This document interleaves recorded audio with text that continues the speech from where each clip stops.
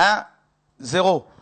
Bonsoir frères et sœurs et bienvenue sur Radio et Télé de Vie. Nous sommes en direct avec vous en ce moment même sur Radio Télé de Vie et c'est une joie pour nous d'être là avec vous pour partager ensemble la parole comme d'habitude.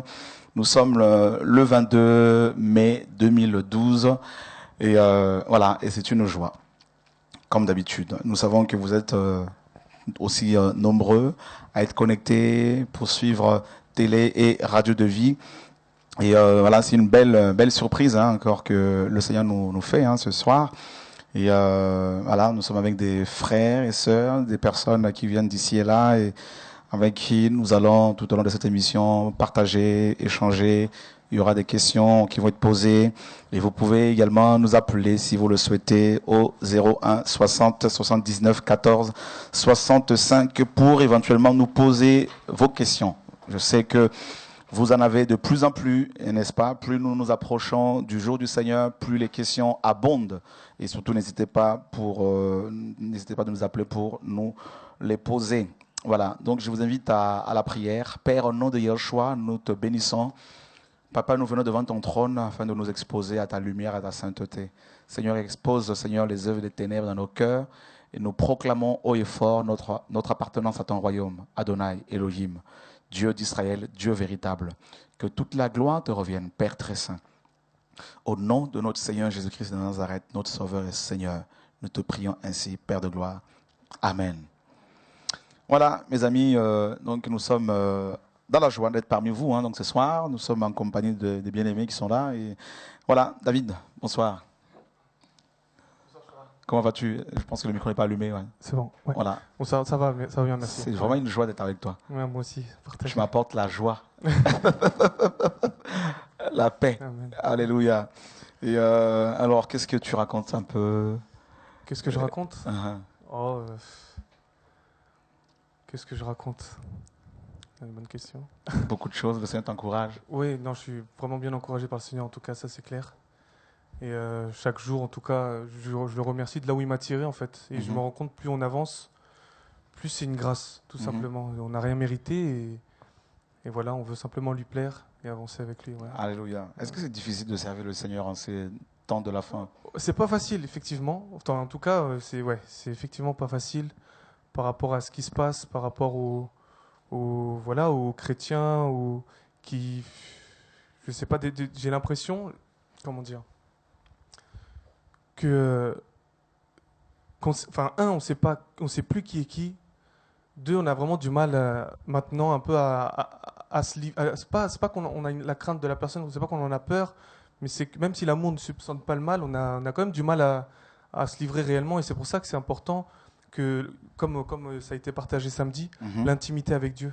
Et c'est vraiment ça qui est voilà, que Dieu, en tout cas pour ma part, me demande beaucoup en ce moment. C'est pour ça qu'il me donne du temps où en ce moment je travaille plus.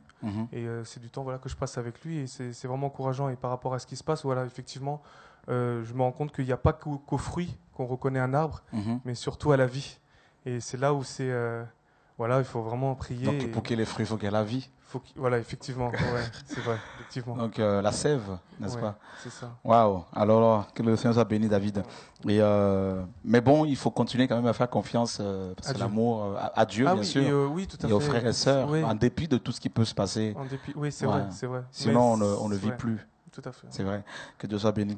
Donc nous avons également un de nos frères qui nous vient de très loin, de Cayenne. Donc bonsoir. Je crois que le micro est déjà allumé. Allô? Voilà, c'est bon. Oui, bonsoir. Moi, c'est la première fois. Je viens effectivement de très loin, un peu par curiosité, et je pense que le Seigneur m'a permis de rencontrer cette communauté chrétienne et de prier ensemble. C'est 8 heures de vol que tu as fait là? Oui, à peu près. À peu près, ouais. 6 heures de décalage. 5 heures de décalage. 5 heures. Oui, 5 heures de décalage. Waouh. Donc, voilà, donc je suis venu un petit peu en curieux, et je pense que il y a beaucoup de choses à apprendre. Amen. Voilà. Il faut être dans l'humilité et de continuer à apprendre. Alléluia. Ouais. Mais là, tu sais que depuis que tu es arrivé, là, je vois que tu commences à briller.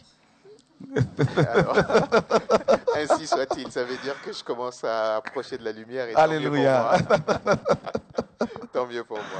Gloire à Dieu. Voilà un petit peu. Gloire à Dieu. Est-ce que toi qui es médecin à Cayenne, est-ce qu'il y a de plus en plus de malades en ce moment? Bon, comment dire, la médecine à Cayenne n'est pas facile parce que c'est quand même un département qui manque cruellement de praticiens. Et on a certaines pathologies qui sont récurrentes. Hein. C'est qu'on est en pleine forêt, donc on a tout ce qui est la parasito, la virologie qui revient de temps en temps. Mais bon, il y a beaucoup de malades comme un peu partout. Sauf qu'il y a beaucoup moins de praticiens, donc ça paraît comme s'il y en avait plus. S'il y avait plus de médecins, peut-être on n'aurait pas l'impression qu'il y en avait beaucoup. D'accord. Voilà. Wow. Donc les médecins sont presque limite adulés là-bas. Ben, adulés, non, je ne dirais pas ça. Je dirais simplement que les médecins ont beaucoup de travail là-bas. D'accord. Voilà. Waouh, waouh. Que Dieu soit béni. En tout cas, c'est une joie, mais tu ne t'es pas présenté, hein? Ben, je suis Félix Gamba. Amen. Et ceux qui habitent en Guyane seront certainement étonnés. Ils sont connectés, voilà. Ils sont connectés. mais enfin, voilà, je suis de passage à Paris et j'ai profité de venir voir mes frères chrétiens et de prier ensemble. Alléluia. Voilà. Que le Seigneur soit béni. Et puis, nous avons également Mariva qui est là. Bonsoir, hein, Mariva. Bonsoir. Comment vas-tu? Est-ce que le micro est allumé? Voilà, là, c'est bon. Oui, je vais bien, merci. Tout se passe bien dans ta marche chrétienne? Ça va, on avance avec le Seigneur. Depuis ton baptême? Depuis mon baptême, ça va. Alléluia. Plein de révélations, ça va, on avance.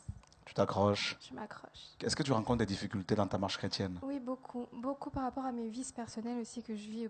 J'essaie de me combattre moi-même dans ma vie, dans mes défauts. Donc j'essaie d'offrir le maximum de sacrifices au Seigneur. Amen. Donc voilà. Et tu fais des études d'avocate, hein? Oui, de droit. Wow, de droit, pardon, de droit. Wow, donc c'est bien, c'est bien. Voilà. On a besoin d'être défendu. Que Dieu soit béni. Voilà, Alléluia. Que Dieu soit béni. Merci Seigneur. Okay. Et puis nous avons également un frère qui est, voilà, donc ça va, comment vas-tu? Oui, ça va, par la grâce de Dieu. Alléluia. Oui. Est-ce que tu vas toujours en prison, dans les prisons, tout ça? Ces temps-ci, on a un peu, on attend encore un peu l'appel, mais pour l'instant, non, on est un peu à côté par rapport. D'accord. Pour passer à autre chose. Voilà. C'est bien, que Dieu soit béni. Alors, nous avons également mon frère Uno qui est là, Philippe. Bonsoir. Bonsoir. Toujours une joie d'être avec toi. Oui, moi aussi. Alléluia. Tu sais, plus, hein. Comment? Ben, t'as vu? On se quitte plus. Ben, c'est ça le Seigneur. Quand, vous savez, la rencontre entre Marthe et Marie était tellement puissante qu'elle ne voulait plus tellement se quitter. Voilà, c'est vraiment... Moi, je te vois, plus les jours passent, plus tu t'approches de ton appel. Un petit pas. Et j'en connais, hein, en tout cas, j'en connais qui nous a eu une personnellement qui doit être heureuse là, de plus en plus. Là, parce qu'on voit déjà, ça brille. Et à l'époque, on prenait la dîme, je crois qu'on allait prendre une grosse dîme. Philippe, c'est vraiment une joie. Bon, très honnêtement, on est dans la joie de voir la famille qui avance avec le Seigneur, avec vos deux bouts de chou que le Seigneur vous a donnés. Et voilà. Et puis il y a Nana qui est là également. Bonsoir Nana. Bonsoir. Alléluia. Dieu est bon. Hein? Amen. Le Seigneur travaille. Amen. Amen. Amen. Gloire à Dieu. Je ne peux que glorifier son nom et le remercier pour tout ce qu'il fait dans nos vies. Et vraiment, c'est lui qui opère toute transformation, quoi. C'est dingue. C'est dingue. C'est dingue. Quand le Seigneur agit, c'est dingue. Non, complètement. Ah oui, c'est fou. Oh non, c'est fou, quoi. On manque des mots pour l'exprimer, mais on voit juste les personnes transformées. En un laps de temps, on voit les choses qui avancent, les choses qui changent. Non, je peux que glorifier le Seigneur. Et même la présence de mon frère Félix ici, donc le frère de Philippe qui nous vient de la Guyane. Et non, vraiment, c'est une grâce. Mais n'aie pas peur de te montrer. Parce qu'il est tellement connu en Guyane que ses patients seront étonnés de le voir là. Non, mais vraiment, je glorifie le Seigneur et le bénis de nous avoir permis de nous retrouver aujourd'hui et de partager encore autour de sa parole. Vraiment, ça nous fait grandir et ça nous fait du bien. Alléluia. Merci Seigneur. Et puis nous avons une jeune sœur qui est là, donc Raïssa, Isabelle, comment vas-tu? Très très bien, merci. C'est une joie de t'avoir avec nous aujourd'hui. Mais c'est une joie partagée. Amen. Et oui, bien sûr. Alléluia, que Dieu soit béni. Tu as beaucoup de questions, à nous poser, je pense aussi, parce qu'il y a beaucoup de frères et sœurs qui sont connectés ce soir, qui vont certainement être éclairés par les réponses qui seront apportées suite à tes questions. Ah ben Ben, j'espère bien. Et j'espère que si moi je serai éclairée à mon tour et que ce sera une vérité partagée pour le monde entier. Amen. Alors, on commence par toi. Alors, quelles sont les questions que tu as? Déjà Ou les choses que tu ne comprends pas, des choses que tu aimerais partager, tout ça, je ne sais pas. Non, c'est peut-être par rapport à ce que vous dites jour après jour. Enfin, déjà, pour le peu que j'ai écouté, j'ai l'impression qu'en fait, vous nous poussez à nous repentir parce que vous avez un pressentiment de la fin du monde.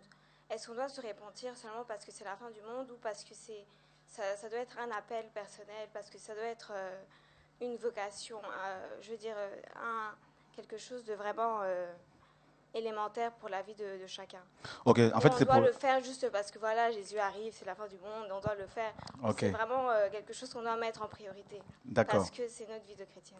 En fait, c'est pour les deux. Pour les deux. Donc les deux choses sont valables. Nous devons nous repentir, premièrement, parce que c'est élémentaire, parce que c'est important, parce que chaque créature, chaque être humain doit doit faire la paix avec Dieu. Voilà, parce que nous avons été créés pour dépendre du Créateur. Donc il faut faire la paix avec lui. Et puis, deuxièmement, nous devons nous préparer, nous repentir, parce que justement, le Seigneur arrive. Le Seigneur arrive, tu sais, on peut même se tutoyer, même les gens de ce monde, même des scientifiques, nous disent, nous apprennent que la Terre est en danger. J'ai eu un article dans un journal, il n'y a pas longtemps, où le thème était la Terre est en danger.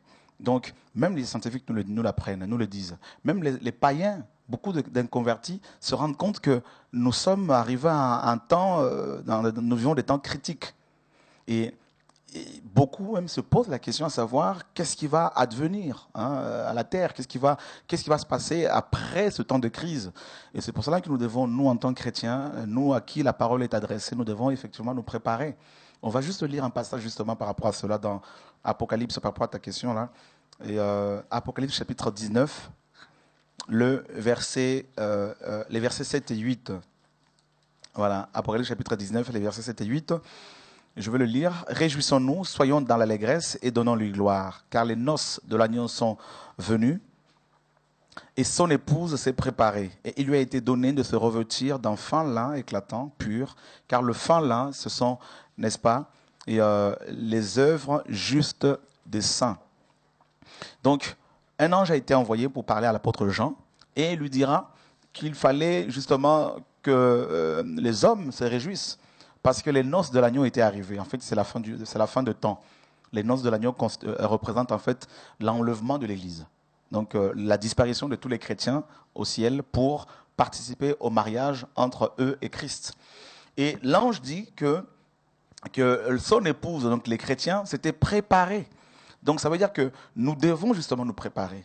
Donc, la préparation implique justement, la repentance implique cette préparation-là.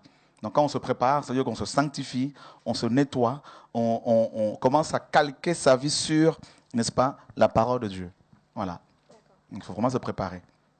Et par rapport justement à ce que vous dites, est-ce que notre préparation, elle est en rapport qu'avec nos rapports avec notre prochain? Je veux dire, est-ce qu'on doit juste pratiquer la charité, aimer notre prochain pour après mériter la place au paradis, sans pour autant être croyant en Dieu, ou croyant en Jésus. Enfin, je veux dire, est-ce que la place au paradis, elle est pour les Juifs, elle est pour les Hindous, elle est pour les... Enfin, est-ce que notre place au paradis, justement, dépend de notre croyance ou de nos actes? Bien sûr. La vie, l'accès à la vie éternelle, n'est-ce pas, est possible à toute personne, à tout être humain, quelle que soit son origine, quelle que soit la couleur de sa peau, sa religion. Quelle que soit. Par contre, il n'y a pas de religion. Pour aller au ciel, il n'y a pas besoin d'être dans une religion. D'ailleurs, aucune religion ne sauve. Ça, c'est vraiment important de le souligner. Et en fait, pour être sauvé, pour avoir l'accès au paradis, il y a une seule possibilité qui est offerte aux hommes. C'est le nom de Yeshua. Le nom de Yeshua, le Messie, Jésus-Christ en fait. Et dans Actes chapitre 4, verset 12, l'apôtre Pierre dira, justement aux religieux qui étaient en face de lui, que sous le ciel, aucun autre nom nous est donné par lequel nous devions être sauvés, si ce n'est que le nom de Jésus-Christ. Tu vois? Et le Seigneur Jésus-Christ est le seul à avoir dit de manière catégorique dans Jean 14, 6, je suis le chemin, disait-il, la vie et la vérité, et que nul ne vient au Père que par moi. Voilà, donc c'est le seul chemin que l'on propose aux gens. Donc une personne qui a vécu toute sa vie de manière chrétienne, véritablement chrétienne, sans pour autant avoir confessé sa foi envers Jésus-Christ, est condamnée à l'enfer. Déjà, on ne peut pas vivre une vie chrétienne sans être avec Christ. Ce n'est pas possible. Parce que déjà, le mot chrétien vient de Christ. Non, je veux dire avec les caractéristiques d'une vie chrétienne, sans pour autant... Voilà, je comprends. En fait, je sais à peu près ce que tu dis, mais je veux quand même t'embêter un tout petit peu. C'est-à-dire, on ne peut pas vivre... une personne autre qu'une chrétienne ne peut pas vivre les caractéristiques de la vie chrétienne sans Christ. Ce n'est pas possible. Parce que la vie chrétienne n'est rien d'autre que le résultat de la foi que nous avons en Dieu. En fait, ce n'est pas une vie qui émane de nous. C'est le Saint-Esprit qui la produit en nous. N'est-ce pas? Ce n'est pas nous qui sommes des sources de cette vie-là. C'est Dieu qui la produit en nous. Comme Romains chapitre 5, verset 5 nous dit que l'amour de Dieu est répandu dans nos cœurs par le Saint-Esprit qui nous a été donné. Je prends un exemple. Dans le monde, il n'y a pas le pardon. Le pardon n'existe pas. L'être humain ne peut pas pardonner à son semblable. Ce n'est pas possible. Même quand quelqu'un te dit, un païen dit non, mais je te pardonne. Mais en fait, si vraiment tu l'as blessé, le pardon ne peut pas être, effectif. Or, Dieu seul peut nous donner la capacité de pouvoir pardonner. Tu vois? Donc c'est une capacité qui ne vient pas de nous. Ce n'est pas une prérogative humaine. C'est Dieu qui la donne. Maintenant, l'amour, c'est pareil. Dans le monde, il n'y a pas l'amour. Tu sais, le mot... la langue française a été influencée par le latin et aussi par le grec. Et par exemple, le mot amour, que nous employons souvent en français, ce mot-là dans le grec, en fait, le mot amour en grec, c'est agapé, d'accord? Qui donne en français logiquement charité. Mais en français, on parle plus de l'amour, alors que dans le grec, quand on parle de l'amour, il y a l'amour charité, donc l'amour qui vient de Dieu, qui trouve sa source qu'en Dieu, qui est Dieu lui-même.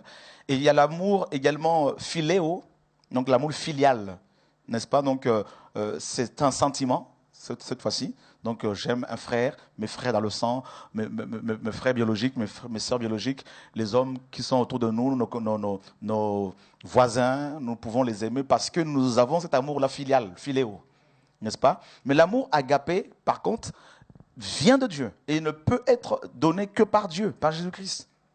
Tu vois? Donc cet amour transcende toutes les difficultés, toutes les barrières socioculturelles. C'est-à-dire, je veux t'aimer, non parce que tu es de mon pays d'origine.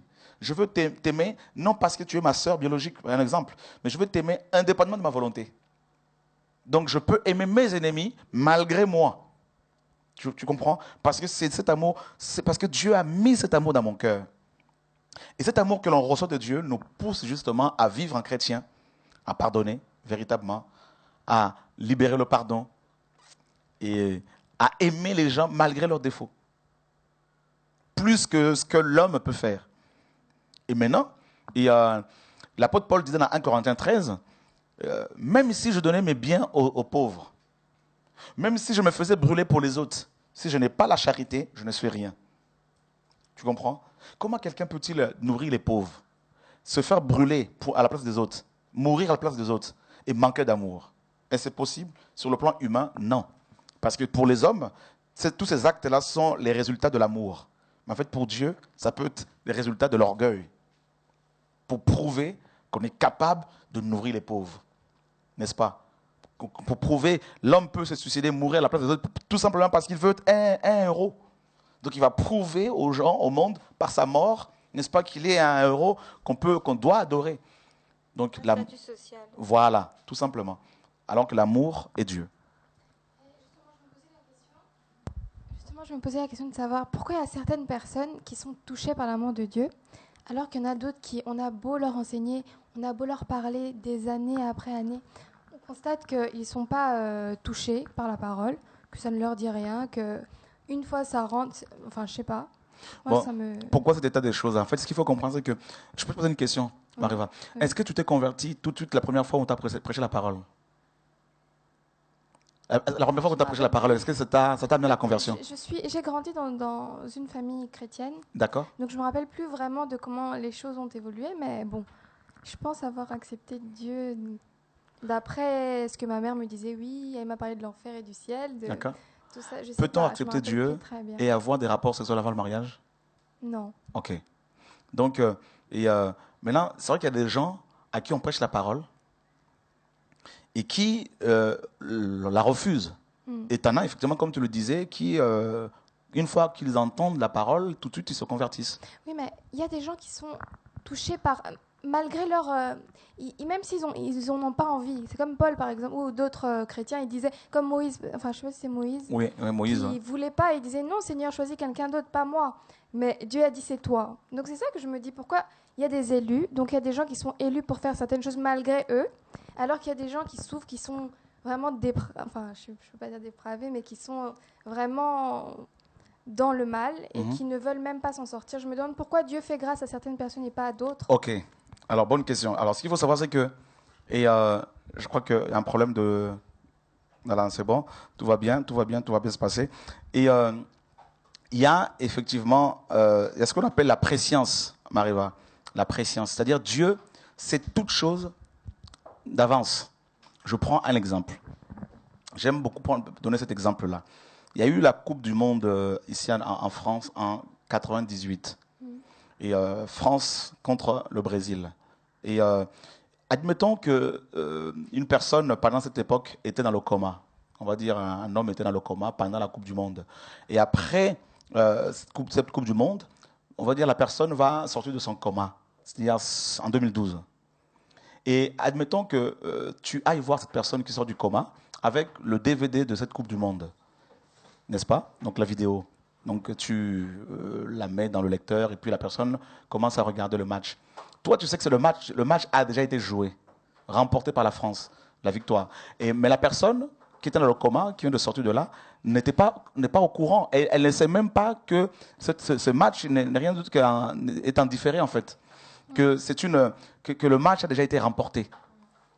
Pendant que cette personne va regarder le match, admettons que si pendant la première mi-temps, la France était menée, la personne peut être stressée, n'est-ce pas?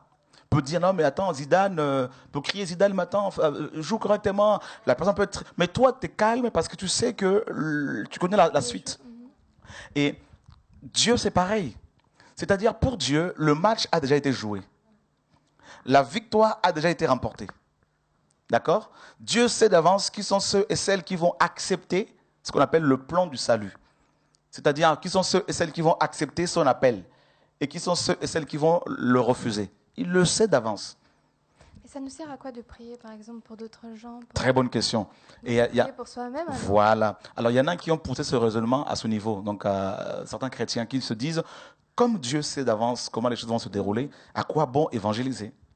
À quoi bon jeûner, prier? Ça ne sert à rien parce qu'il sait déjà qui sont ceux et celles qui vont être sauvés et qui sont ceux et celles qui ne vont pas être sauvés. Quoique ce ne soit pas lui qui soit à la base de la destruction, de la damnation de certains. N'est-ce pas? Parce qu'il propose la vie et la mort. Il demande à l'homme de choisir. Maintenant, il faut continuer à prêcher la parole. Pourquoi? Parce que au moins personne ne pourra dire qu'il n'avait pas entendu. À la fin de temps, lors du jugement dernier, personne ne pourra dire « Moi, Philippe, je n'avais pas entendu parler de toi. » Il faut que tout le monde ait l'occasion de choisir la vie ou la mort. Mais on peut au moins dire « Oui, non, Seigneur, je n'ai pas été touché par toi. » Non.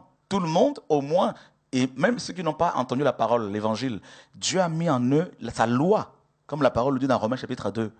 Donc, chaque homme a une conscience qui l'interpelle. Chaque être humain. Quand un enfant de 3 ans fait le mal, sa conscience l'interpelle, alors qu'il n'a que 3-4 ans. Il sait qu'il fait le mal. Parfois, il va se cacher parce que sa conscience lui dit, là, tu fais le mal. Et ça, c'est la loi qui est inscrite, la loi de Dieu qui est inscrite dans chaque cœur. Et c'est pour cela que, en fait, Dieu sait d'avance comment les choses vont se passer. Il le sait. Mais ce n'est pas lui qui a dit Maréva ira au ciel et telle personne ira en enfer. Non. Parce que sinon, il ne serait plus ce Dieu d'amour. Mais comme il est tout puissant, il est souverain, il sait simplement les choses d'avance. Mais par contre, il veut que tout le monde soit sauvé. Tu vois? Dieu, est-ce que tu peux prendre 1 Timothée chapitre 2, verset 5?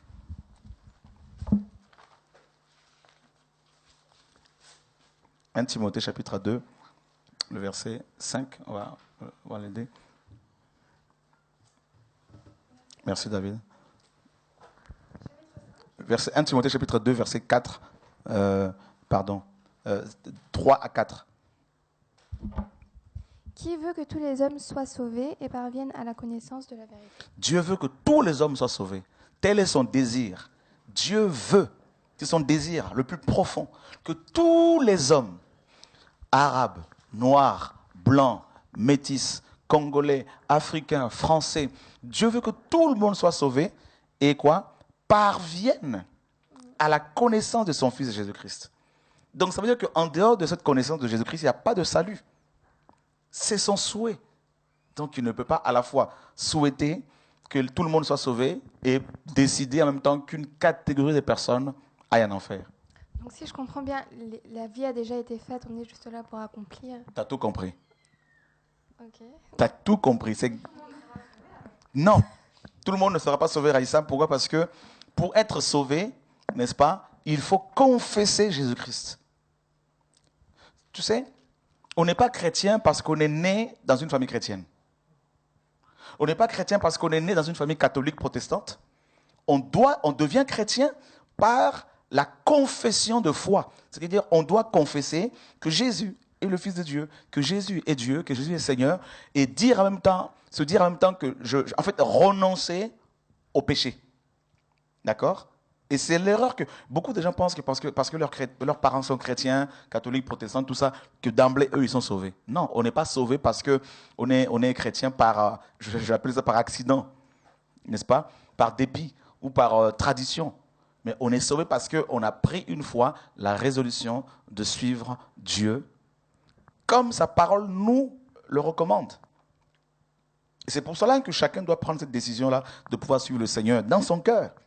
On n'est pas sauvé parce qu'on a une connaissance générale un peu de la Bible, parce qu'on a une connaissance un peu historique de l'Église. On est sauvé parce qu'on a dit, parce qu'une fois dans sa vie, on se dit, ok, pendant 20 ans, pendant 40 ans, j'ai dirigé moi-même ma vie, et je me suis rendu compte que, puis, voilà, rien n'a marché.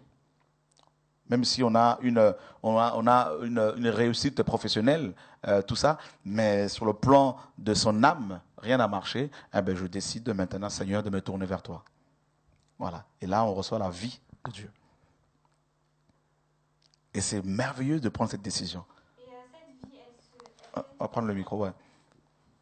Et cette vie, elle est définitive. Donc, du moment que tu acceptes, directement, tu es enregistré dans... Complètement. Complètement. Même si après tu désobéis. Bon, ça peut arriver en tant que chrétien parce qu'on a quand même, nous avons des caractères plus ou moins difficiles. Il y en a qui ont un caractère acariâtre, d'autres irascibles, d'autres. On a des caractères plus ou moins compliqués. Donc du coup, parfois notre chair a tendance, très souvent même, à s'opposer à la parole de Dieu, à sa volonté, n'est-ce pas? Mais ce n'est pas parce que tu vas désobéir une fois comme ça que Dieu va maintenant décider de te rejeter. Pas du tout. Au contraire, en tant que père, il peut te châtier pour t'amener à l'obéissance, pour te ramener à lui. Voilà. Mais sinon, cette vie, Raïssa, elle est définitive. Et c'est ça qui est magnifique. Donc tout commence à l'acceptation de Christ, de Yahushua comme Seigneur et Sauveur. L'as-tu déjà fait? Bien sûr. Alléluia. Gloire à Dieu. Pour abonder dans le même sens, j'ai une question un peu plus personnelle. C'est que pourquoi il y a profusion d'églises chrétiennes, puisque c'est si simple que ça, pour être sauvé, il suffit de reconnaître Jésus-Christ. Tu as vu? Donc, j'ai me posé la question, pourquoi il y a les évangélistes, les adventistes, les témoins de Jéhovah, les chrétiens célestes, les catholiques, bon, j'en oublie certainement, mais puisque c'est si simple que ça, de reconnaître Jésus-Christ et d'être sauvé. C'est tellement simple, et effectivement, mon frère. Et en fait, Dieu a simplifié les choses. Dieu a tellement simplifié les choses que l'homme a cherché beaucoup de complications. Je prends un exemple. Ça, c'est propre à l'homme. Et tu viens me voir pour la prière, n'est-ce pas? Tu viens me voir, donc je prie pour toi. Au nom de Jésus, sois guéri. Cette prière paraît simple. Mais pour l'homme, ce n'est pas suffisant. L'homme a besoin de support matériel.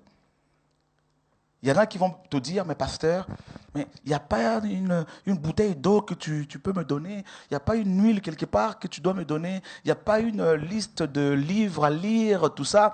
On a besoin de tout ce qui paraît compliqué. Ça, c'est comme ça qu'on a été formaté. Et on revient encore à ce que l'on disait tout à l'heure par rapport au matériel. Les choses sont tellement simples, mais on se complique la vie. Ça, c'est l'homme. Pourquoi il y a autant de religions? C'est parce que l'homme se complique lui-même la vie. Lui-même. Et il est dit dans Proverbes, chapitre 7. Ecclésiaste, chapitre 7, verset 29. Si quelqu'un peut le lire. Ecclésiaste 7, 29. Ouais, là, le micro, là, ouais. S'il te plaît. Ecclésiaste 7, 29. Examine seulement ce que j'ai trouvé. Dieu a fait les êtres humains droits, mais eux, ils ont cherché beaucoup de détours. Voilà. Donc, l'homme cherche beaucoup de détours. Dieu dit, voilà le chemin. Tu veux voir la vie éternelle? Eh bien, donne ta vie à Christ, à Yahushua. C'est simple. Il n'y a pas besoin d'un pasteur, d'un prêtre, d'un bâtiment d'église, tout ça, d'une offrande quelconque à faire. Simplement ta vie entre toi et Dieu, pour avoir la vie éternelle. Nul besoin d'aller dans un bâtiment tous les dimanches, forcément. Oui, il faut rencontrer des frères et sœurs pour partager, mais c'est entre l'homme et Dieu d'abord, ça commence. Et non, l'homme cherche beaucoup de détours. Alors qu'est-ce que l'homme va faire? L'homme va créer la religion. L'homme va inventer, va mettre en place un système religieux, n'est-ce pas, avec un code, des codes, avec des lois, des règles qu'il doit absolument observer pour atteindre Dieu. Vous voyez? Et c'est pour cela qu'il y a toutes ces dénominations. Le catholicisme, tout ça, l'islam, le protestantisme, tout ça, parce que justement on cherche des détours. Dieu dit, il y a un seul médiateur entre moi et vous, mon fils Jésus. L'homme vient et dit non, c'est trop compliqué. Alors on va rajouter Marie, mère de Dieu, soi-disant, alors que Marie n'a pas été appelée mère de Dieu. On va rajouter les saints, catholiques qui sont pour la plupart occidentaux. Hein. Et voilà. Donc, tout un tas de mélanges. Et ça complique les choses. Même à l'époque du Seigneur, il y avait des temples où les gens se recueillaient pour prier, se mettaient à part. Donc bien sûr. C'est quand même important d'être dans la maison du Seigneur, si on peut le dire. Ok. Alors, qu'est-ce que la maison du Seigneur, Mariva? Un bâtiment spécialement mis à part pour ça, non? C'est C'est ça, comme avoir sa chambre. Enfin, pour moi, je le prends comme ça. En tout cas. Ok. Est-ce que on peut lire dans la Bible maintenant? Oui. Ok. On peut. Et puis, il y a aussi, s'il y a autant de religions, ça vient aussi de la mauvaise approche de la Bible, de la mauvaise interprétation. Par exemple, dans 2 Pierre chapitre 3, l'apôtre Paul au verset 15 nous dit que les écrits de Paul, 4, sont souvent mal interprétés, comme le reste des Écritures. Là où Dieu dit c'est A, il y en a qui peuvent venir, ils voient B. Donc en interprétant mal la parole de Dieu, on crée une religion. On crée une espèce de prison où les gens seront enfermés. Donc voilà, on va prendre Hébreux chapitre 3.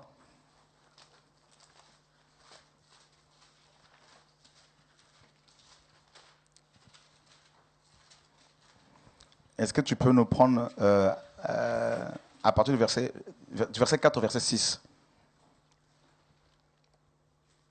4, oui. Chaque maison est construite par quelqu'un, mais celui-ci qui a construit toute chose, c'est Dieu. Pour Moïse, il a été fidèle pour toute sa maison de Dieu, comme serviteur pour rendre témoignage à ceux qui devaient être annoncés. Mais Christ l'est comme fils sur sa maison. Et sa maison, c'est nous, pourvu que nous retenions fermement jusqu'à la fin la confiance et l'espérance de... Tu te rends compte, Mariva? Tout est écrit.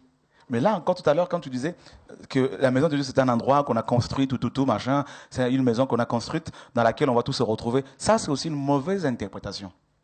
Donc, tu vois, avec une telle interprétation, on peut, c'est le cas pour beaucoup de pasteurs, créer la religion et demander aux chrétiens de cotiser pour construire des grands bâtiments. Non, mais par exemple, la Sainte Seine, on va pas le faire chez nous tout seul comme ça. On dit, allez, papa, tiens, ça c'est ton morceau. Maintenant, là, il faut me parler maintenant de la communion fraternelle. C'est-à-dire le fait de rencontrer d'autres chrétiens, en fait, de partager la parole, comme on le fait là, ensemble. C'est pas pareil. En fait, le Seigneur a dit dans Matthieu 18, là où 2 ou 3 sont réunis en mon nom, je suis au milieu d'eux. N'est-ce pas? Donc l'église commence quand il y a 2 ou 3 personnes qui se retrouvent autour du nom de Yehoshua. N'est-ce pas? Et non autour d'une dénomination ou d'un pasteur, mais autour de la parole de Dieu. D'accord? Pour prier, pour méditer. Et ces personnes peuvent être dans une maison, peuvent être dans la rue. C'est ça la maison de Dieu. La maison de Dieu, c'est toi, c'est moi, n'est-ce pas? Et c'est les personnes qui ont ouvert leur cœur au Seigneur. Maintenant, à l'époque de la loi de Moïse, effectivement, un temple avait été construit où les gens allaient, donc les Hébreux notamment, chaque année pour adorer Dieu.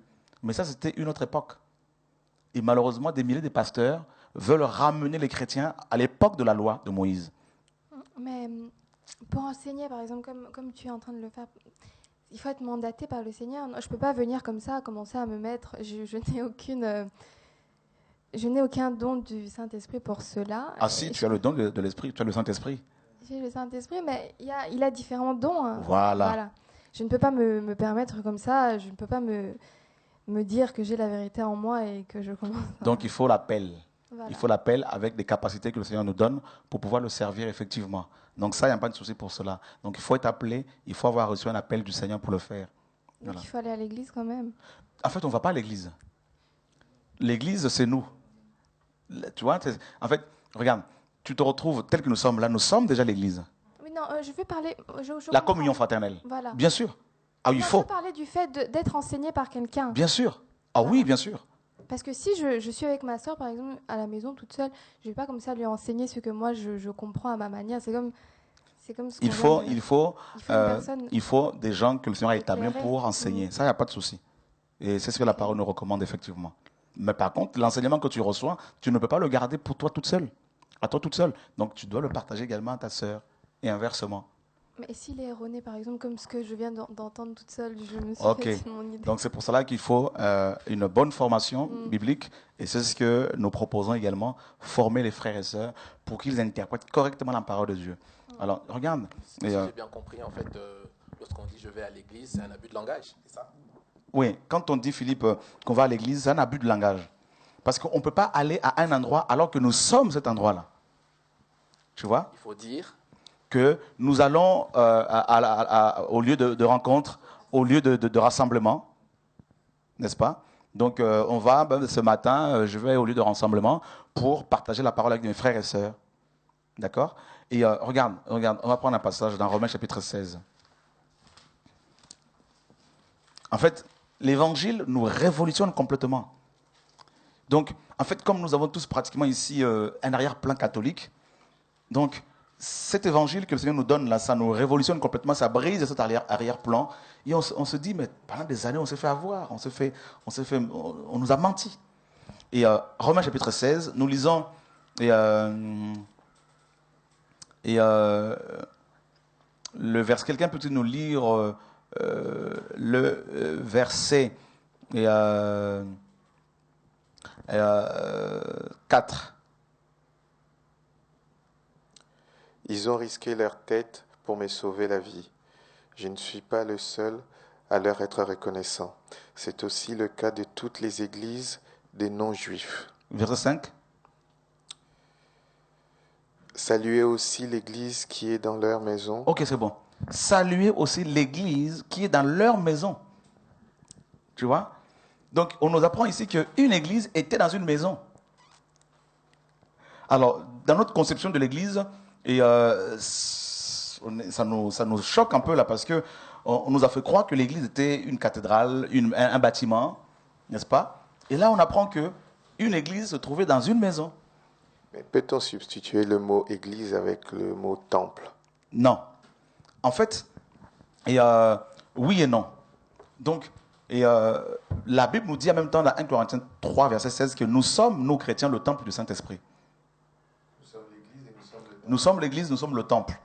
Maintenant, on n'est pas un temple, comment dire, il n'y a pas un temple physique que les hommes bâtissent, hein, ou on bâtit, où l'on doit absolument y aller pour rencontrer Dieu. En fait, il n'y a plus d'endroit sur terre où l'on doit y aller pour rencontrer Dieu régulièrement, comme à l'époque de la loi.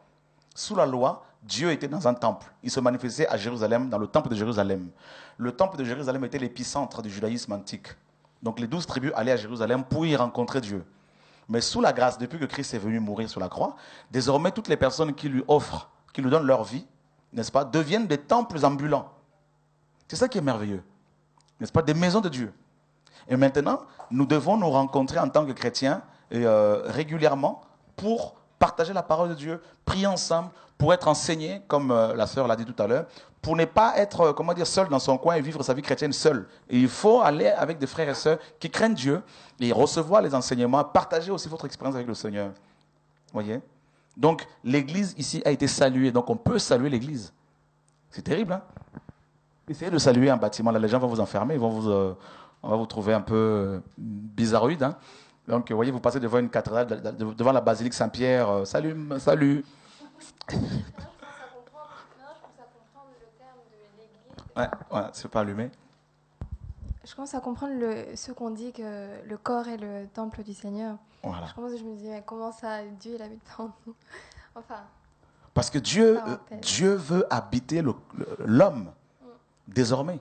Donc ce n'est plus un lieu spécifique dans lequel Dieu va habiter. Dieu veut habiter l'homme. C'est l'homme qui l'intéresse. Le plan de Dieu, c'est l'homme. Voilà.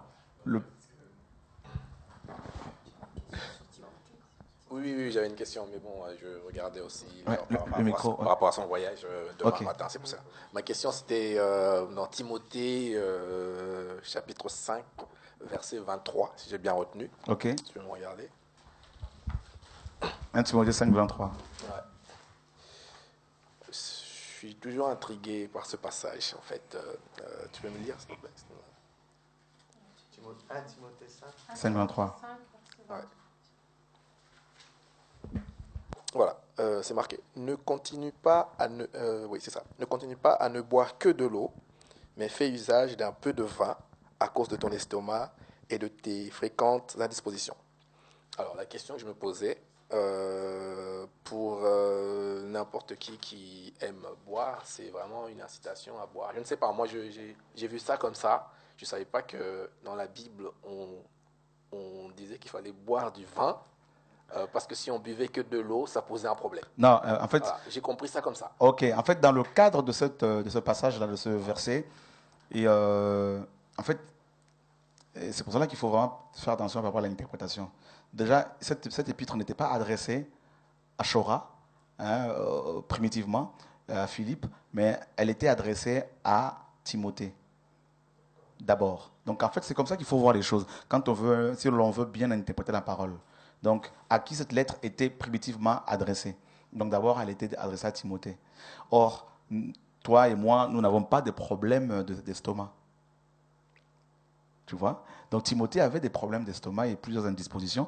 Et voilà pourquoi l'apôtre Paul va lui donner ce conseil de prendre un peu de vin pour, n'est-ce pas, se soigner. Voilà. Parce que le vin est bon pour l'estomac. Bien sûr. Bien sûr. Et c'est prouvé. C'est prouvé. Maintenant, est-ce que la consommation d'alcool est interdite, notamment du vin? Et selon la Bible, ça peut choquer nos frères et sœurs qui nous suivent. Hein, et non.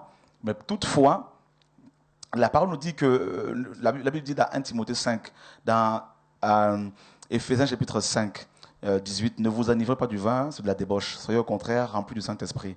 Donc, maintenant, le vin, la consommation du vin n'est pas interdite. Mais toutefois, comme on ne sait pas à partir de combien de verres on peut devenir ivre, vaut mieux s'abstenir. Voilà la sagesse. Mais quelqu'un qui mange chaque jour et qui prend un verre de vin, est-ce que c'est pour autant qu'il va aller en enfer s'il meurt? Non. Non. Christ a pris du vin avec les apôtres lors de la Sainte Seine, n'est-ce pas? Donc maintenant, ils ne se sont pas saoulés. Mais c'est vrai que les frères et sœurs qui nous suivent ce soir, n'allez pas dire que le frère Chora maintenant veut que nous devenions des alcoolos. Ce n'est pas ce que je suis en train de dire, frère, ne déformez pas mes propos, s'il vous plaît, parce que honnêtement, je dois faire très attention à chaque fois maintenant. Là. Donc, il ne faudrait pas non plus aller condamner les gens. Alors, juste pour aller toujours dans le même sens, qu'en est-il de l'interdiction de consommation de certains aliments, le cochon ou certains poissons aux écailles, comme disent certains chrétiens? D'accord. Alors, je pense qu'il y a beaucoup, il y a une forte, communauté adventiste en Guyane, si je me trompe, parce qu'ils sont contre la consommation de certains aliments, notamment du porc, tout ça. Il y a, voilà, des poissons qui ont en fait, les poissons avec des écailles, c'était ce poisson-là qu'il fallait manger. Et ceux qui sont dépourvus d'écailles étaient interdits à la consommation. Et, bien sûr, c'est tiré de la Bible. Mais ce qu'il faut savoir, c'est que la Bible est divisée en deux testaments. Donc, il y a l'Ancien Testament et le Nouveau Testament. Et Dieu, n'est-ce pas, nous a donné le Premier Testament, donc Moïse, qui était considéré comme un pédagogue, n'est-ce pas, pour nous conduire à Christ. Donc, maintenant, quand Christ était venu, ce pédagogue n'était plus, d'actualité. C'est-à-dire, dans un premier temps, le Seigneur avait interdit la consommation de certains aliments, notamment des porcs, et par souci d'hygiène, tout simplement. Parce que les enfants d'Israël ont, connu un pèlerinage de 40 ans, quand même, dans le désert. Et pendant 40 ans, il n'y avait pas de médecin parmi eux. Il n'y avait pas de dentiste, pas d'ophtalmo, pas de médecin généraliste, pas de, cardiologue, aucun médecin. Et Dieu devait veiller à leur alimentation, à leur hygiène. Voilà pourquoi il leur avait donné des lois précises sur la consommation de certains aliments qui pouvaient provoquer des maladies. En fait, par exemple, le porc pratiquement mange de tout. C'est une espèce de poubelle, donc le porc mange de tout. Donc du coup, le Seigneur voulait à tout prix veiller sur leur santé. Mais quand Christ est venu, et ce qu'il faut savoir également, sous Moïse, il y avait beaucoup de typologies, beaucoup d'images. En fait, les animaux interdits à la consommation préfiguraient les païens que nous sommes, les nations autres qu'Israël. Mais dans Actes chapitre 10, l'apôtre Pierre, pendant qu'il priait, a vu une nappe qui descendait du ciel et qui était remplie d'animaux impurs, et il entend une voix qui lui dit « Lève-toi, tue et mange ». Et Pierre dira « Non, je n'ai rien mangé d'impur ». Et le Seigneur lui dira « Ne considère pas impur ce que Dieu a déclaré pur ».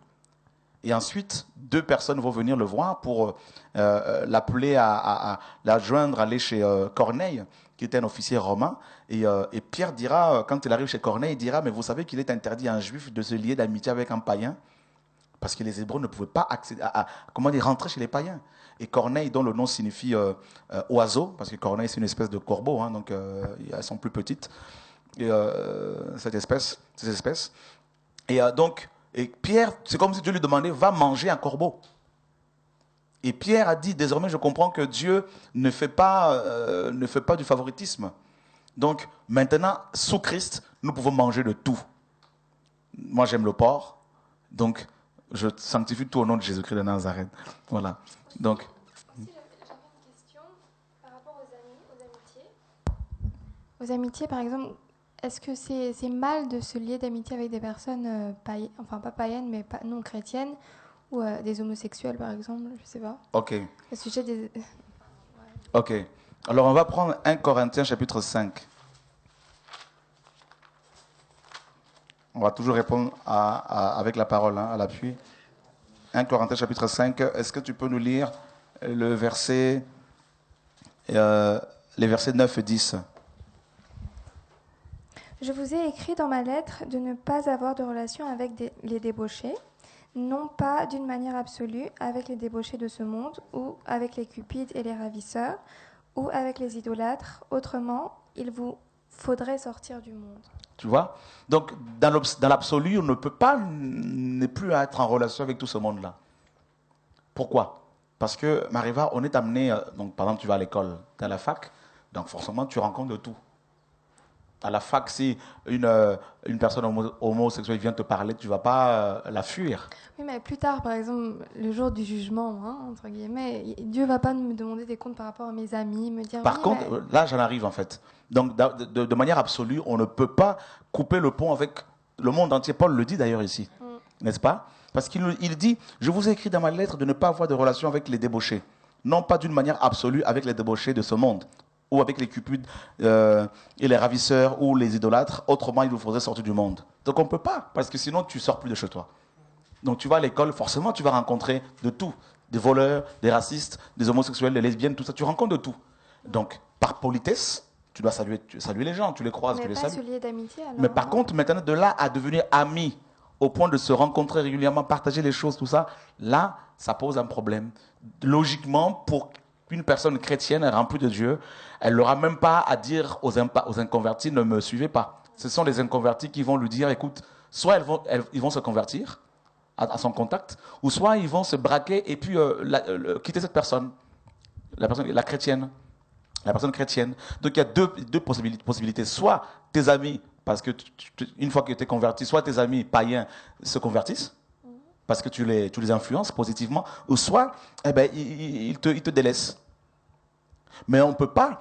C'est comme si tu te disais, écoute, on va quand même faire ce mélange-là entre le bien et le mal constamment. On ne peut pas continuer dans l'hypocrisie. Je prends un exemple. Tu es chrétienne, tu sais que Dieu aime les homosexuels, mais il n'est pas pour l'homosexualité. D'accord ? Pour l'homosexualité. Maintenant, toi, tu es chrétienne et tu vas être amie avec une femme, un homme homosexuel, tout ça. Tu ne pourras pas supporter sa vie. Tu seras un jour ou l'autre amené à lui dire, écoute, ce que tu fais est contre la parole. Et la personne, cette amie, soit elle va se convertir, ou soit elle va te délaisser. Voilà. Donc, de manière absolue, on ne peut pas ne plus être en relation avec tout ce monde-là, parce qu'on les côtoie dans le quotidien. Mais de là, maintenant, à se lier d'amitié, c'est beaucoup plus difficile, parce que la parole, notre vie, la vie chrétienne, est en désaccord avec la vie du monde. Voilà. En opposition avec la vie du monde. Ok. Donc, que le Seigneur vous garde, en tout cas. Et puis, on se tient au courant, Philippe. Merci, que Dieu vous bénisse. Voilà. Voilà. Alors, je ne sais pas s'il y a d'autres questions. On a encore quelques minutes, peut-être 15 minutes devant nous. Et n'hésitez pas. Et, David? Ouais, moi j'avais une question en fait. Dans Luc 16, en fait, on nous parle du riche et de Lazare, le pauvre Lazare. Ouais, oui, le pauvre et Lazare, pardon. Et on nous dit que Lazare est parti dans le sein d'Abraham et l'autre dans le séjour des morts. Et dans Ecclésiaste, donc en fait il avait conscience parce qu'il lui dit va prévenir ma famille, tout ça. Et dans Ecclésiaste 9, il va nous dire que... Il n'y a ni science, ni pensée, voilà. Tout ça, effectivement. Et alors en fait, je n'arrivais pas à comprendre comment, s'il n'y a pas de pensée, comment il peut lui dire, ni science, tout ça, comment il peut lui dire va prévenir ma famille si lui il était déjà dans le séjour des morts. Ok, donc ce qu'il faut comprendre ici, c'est que Ecclésiaste est en train de nous enseigner, c'est que dans le séjour des morts, il n'y a ni science, c'est-à-dire la science qui nous amène vers Dieu. Ça c'est fini, tu ne peux plus accéder à cette connaissance-là pour être changé, transformé. Il n'y a ni pensée, la pensée également de Dieu. D'accord, ok. Tu vois, donc Dieu dit dans Isaïe 55, mes pensées ne sont pas vos pensées. Donc on ne peut pas en faire avoir la pensée de Dieu, la pensée d'adorer le Seigneur, de le servir, tout ça c'est fini. Au contraire, c'est des accusations, on accuse constamment le Seigneur en enfer, à cause de la souffrance dans laquelle se trouvent toutes ces personnes qui ont refusé bien sûr de se convertir quand elles étaient sur terre.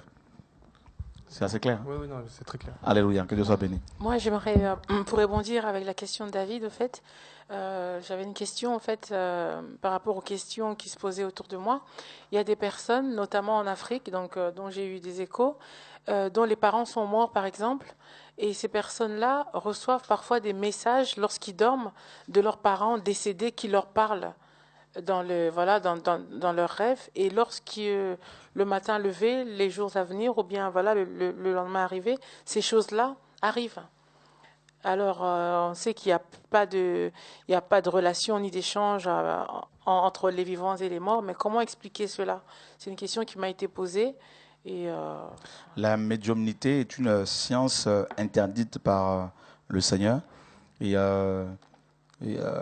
voilà, donc Et ce que je veux dire, ça peut choquer certaines personnes.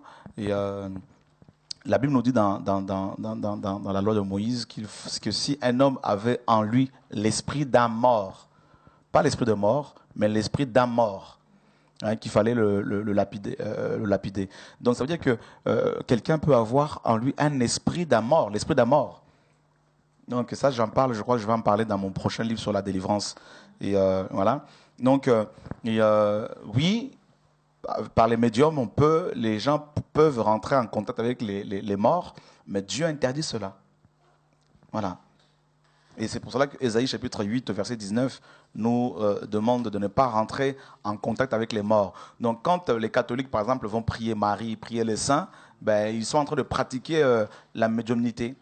Voilà. Oui, non, par rapport à ma question, c'est aussi, c'est peut-être ciblé par rapport au fait que la maman d'un ami, par exemple, lorsqu'elle dort, et voit parfois sa maman qui la prévient d'un danger dans son rêve.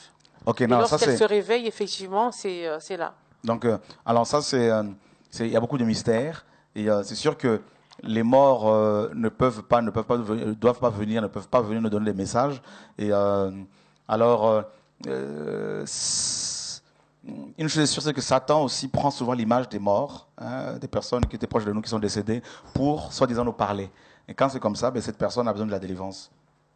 Même quand ils nous préviennent d'un danger réel, bien qui sûr, est effectivement là. Bien sûr, Nana. Mais tu sais, quand tu vas voir, les marabouts peuvent aussi donner des prophéties pour éviter le danger, pour faire éviter le danger, toutes sortes de dangers aux gens, n'est-ce pas? Donc Satan est très rusé, donc il peut te faire éviter un danger, tout simplement pour gagner ton cœur afin de pouvoir mieux te détruire. D'accord. Voilà, seul Jésus nous épargne de danger. Oui. C'est le Jésus. Parce que c'est ce que j'ai expliqué aux personnes qui m'ont interrogé là-dessus. Mais après, elle me dit, mais alors quel intérêt Satan aurait-il à nous prévenir d'un danger? Mais parce que justement, il veut nous mentir. Vous savez, et, je prends un exemple. Et, Satan vient avec 99% de vérité et il la mélange avec 1% de mensonge. Donc ça donne le mensonge. Tu vois, non? Tu prends un panier, tu mets dedans 10 oranges. D'accord? Et bonnes oranges. Et tu en mets une pourrie. Tu reviens une semaine après, toutes les oranges finiront à la poubelle. Et c'est ça, en fait, Satan.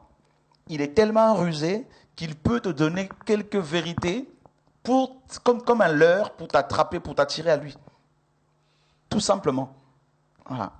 Mais c'est pas une amie, c'est une amie une connaissance qui, je pense qu'elle est chrétienne et qu'elle prie en tout cas. Hein, et elle recevait des messages de personnes qui étaient décédées. Plusieurs personnes qui venaient lui dire de prier pour eux parce qu'ils étaient vraiment mal là où ils étaient, qu'ils n'avaient pas encore trouvé la lumière, enfin ce genre de choses. Et tout le temps, elle recevait ce genre de messages et elle priait pour eux. Il y avait des âmes qui venaient pour le remercier à la fin, pour dire merci, on a pu vraiment être en paix, merci pour toutes tes prières. Nous, là où on est, on ne peut plus parler au Seigneur. En tout cas, vraiment, on te remercie et tout ça. Hein. Enfin. Qu'est-ce que j'en pense? Qu'est-ce que la Bible en pense? Voilà. C'est faux. En fait, cette personne, déjà pour ton information, a besoin d'une délivrance. En fait, je vais être dur, cru, mais c'est la vérité. Hein. Elle est possédée par un esprit de médiumnité. Donc, elle a besoin d'une véritable délivrance pour être libérée de ces esprits. Parce que on va toujours répondre avec la parole à l'appui. Hein. Hébreux chapitre 9, verset 27. Et bien, Raïssa, qu'on n'entend plus, là, va nous lire ce passage. Voilà, Hébreux 9, 27.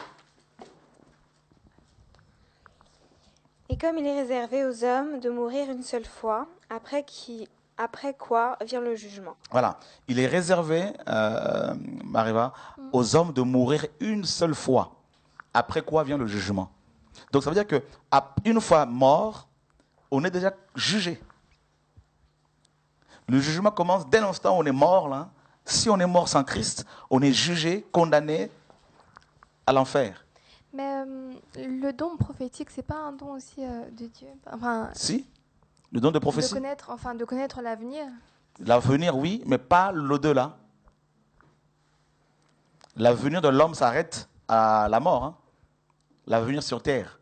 Ensuite, si une personne meurt dans le péché, d'après la parole de Dieu, cette personne, si elle est morte dans le péché, cette personne, elle est déjà condamnée.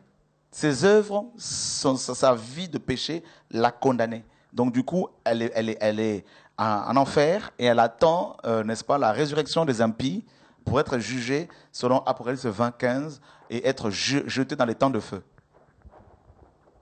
Voilà. Et c'est pour cela qu'il faut faire très attention parce que il y a beaucoup de gens qui viennent, qui peuvent vous dire non, nous avons des visions, des songes, il y a des morts qui nous parlent, qui, comme tu l'as si bien dit, qui demandent de l'aide, tout ça. Non, parce que ça c'est typiquement catholique, c'est le purgatoire. C'est le purgatoire. C'est-à-dire, on nous fait comprendre que c'est un lieu de transition, voilà, où les âmes sont stockées et elles attendent justement leur rédemption.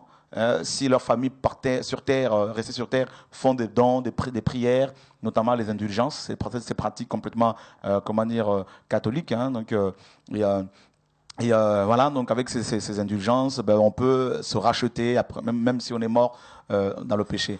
Si on est mort, on meurt dans le péché, on est condamné.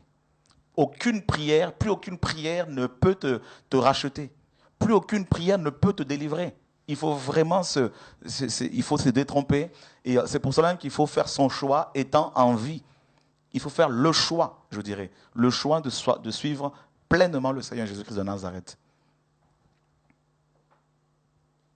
Et c'est pour cela que vous avez besoin de la parole, besoin d'une bonne formation pour justement réfuter les histoires à dormir debout, toutes ces hérésies là que Satan justement enseigne aux hommes. Parce qu'après, c'est facile quand c'est comme ça de se dire, bon, écoute, je vis ma vie comme je l'entends. Si je meurs, mon père va prier pour moi, mes amis vont prier pour moi, je vais me racheter. Non, c'est trop facile. Il est réservé aux hommes de mourir une seule fois, après quoi vient le jugement. Voilà. Mais pourtant, il y a des gens qui reviennent à la vie, non?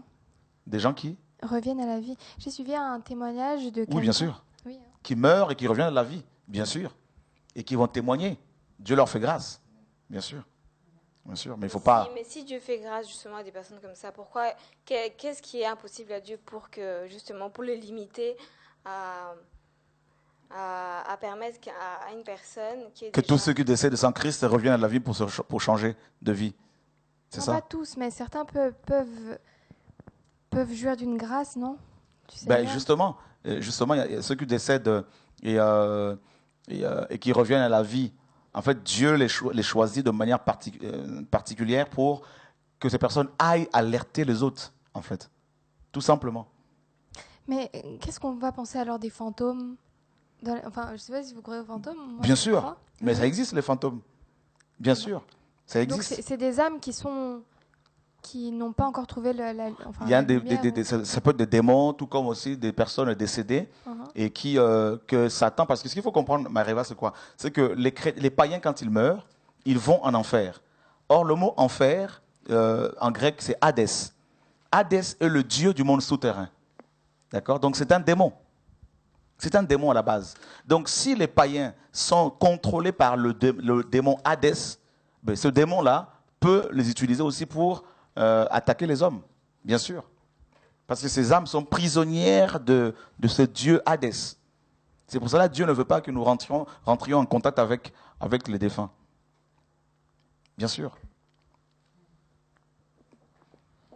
Oui, je voulais juste partager sur un fait. Dernièrement, on regardait au fait le témoignage d'un ancien Illuminati qui était avant franc-maçon et au-delà d'un certain niveau, il est passé Illuminati. Et il disait qu'à un certain niveau de la franc-maçonnerie, ils doivent devenir prêtres catholiques et faire donc le culte, la messe pendant quelques temps avant donc d'accéder à d'autres grades.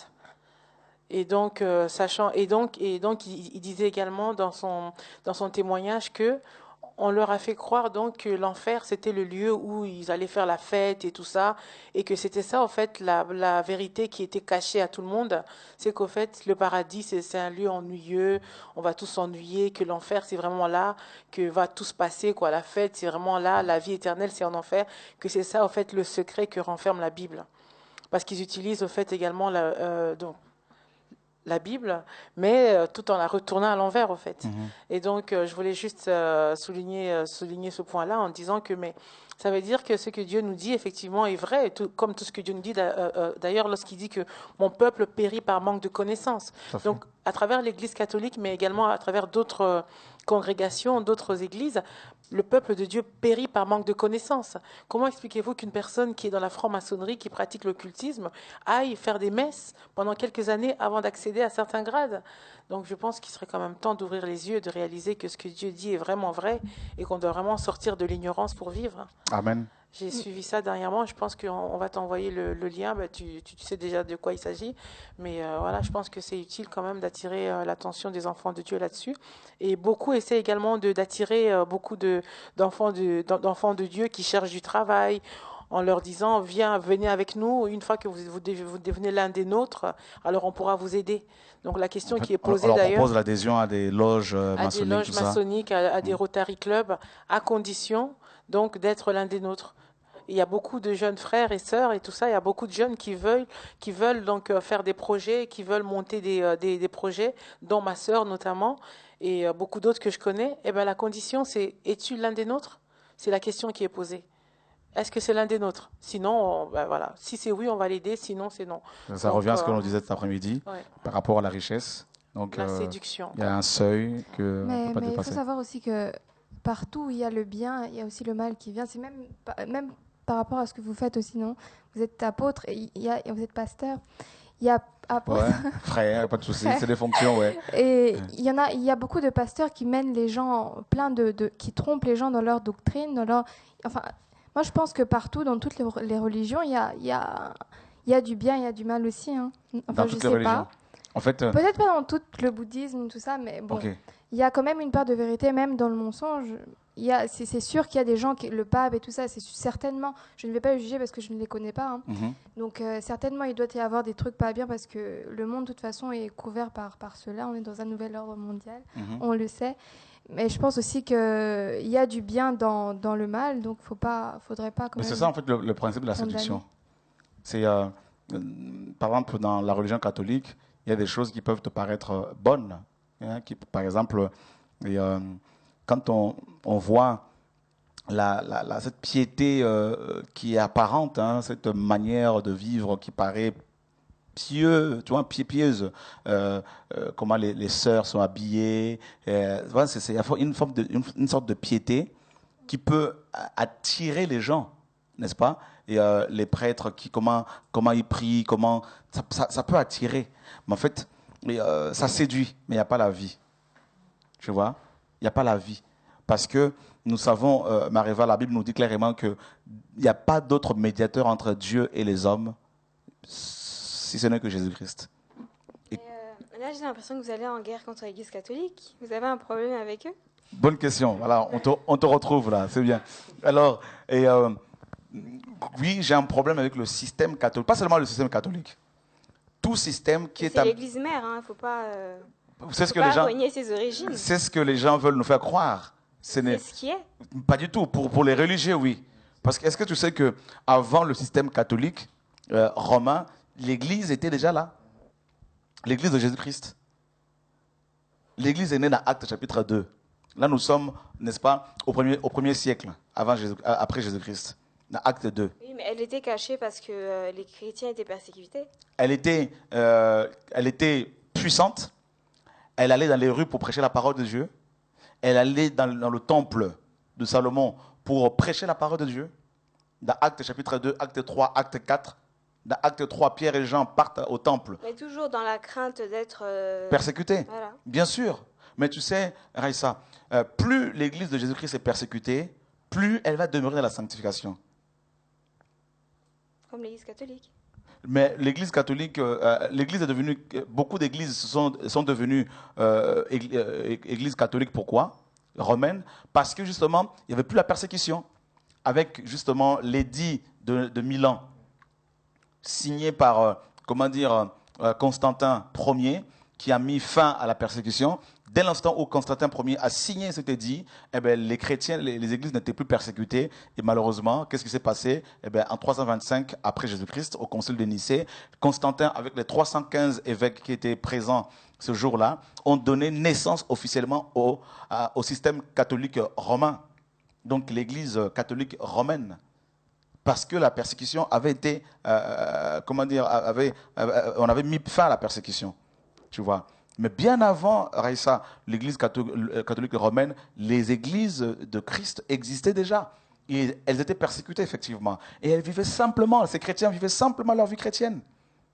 Voilà. Et quand tu vois maintenant ce système catholique romain dans lequel beaucoup se trouvent, très honnêtement, je sais que tu es intelligente.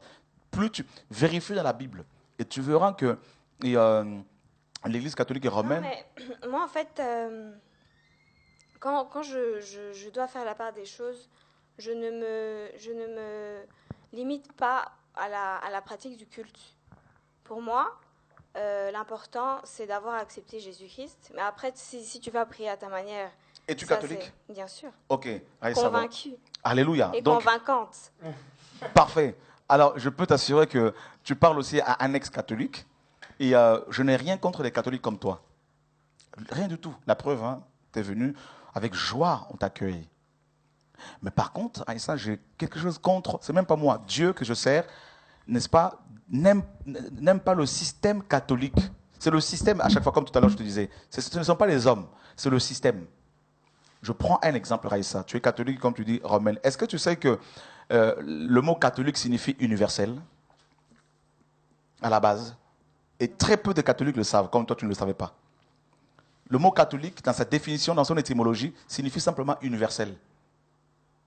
Donc maintenant, par définition, oui, moi-même aussi qui te parle, je suis catholique, non dans le sens où l'église de Jésus-Christ est une église catholique.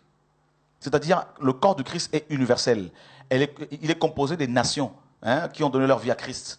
Dans ce sens-là, oui, nous sommes tous catholiques, nous les chrétiens, authentique. Maintenant, il faut faire la différence entre l'église catholique romaine et le mot catholique qui signifie universel.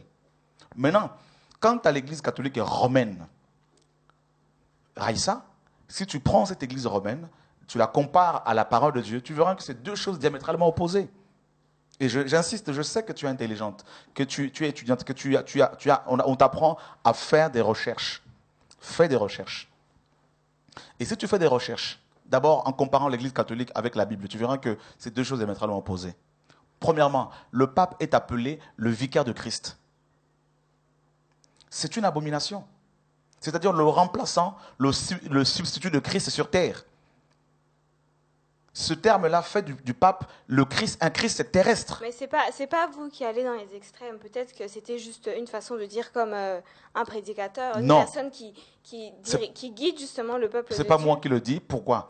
Est-ce que tu sais que les propos de pape sont considérés infaillibles? Est-ce que tu sais que la parole du pape a la même valeur d'après l'Église catholique et romaine que la Bible?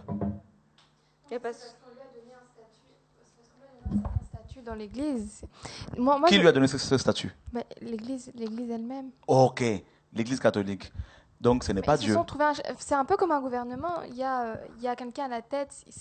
Même dans les familles, il y a toujours quelqu'un à la tête de... Ok, mais il se trouve que, Mariva, que c'est Christ maintenant qui est la tête.